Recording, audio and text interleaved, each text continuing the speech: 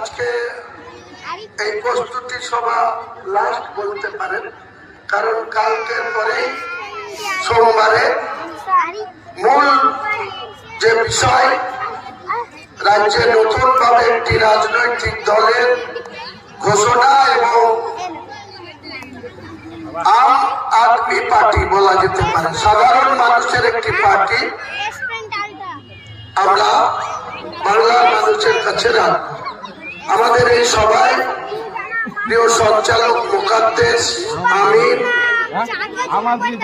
আরো অনেকেই আছে, আমাদের আসর আলী আছে, ও আগের থেকে বিজেপি করত, গতকাল অব্দিও বিজেপি ছিল। আমার সঙ্গে কথা বলে আজ থেকে নতুন দলের যে হতে যাচ্ছে বাংলায়, সেই 22 তারিখে ওকে আমি মঞ্চে রাখবো। আমাদের 250 জন নেতা বাংলা নতুন ভাবে মঞ্চে থাকবে বাংলা।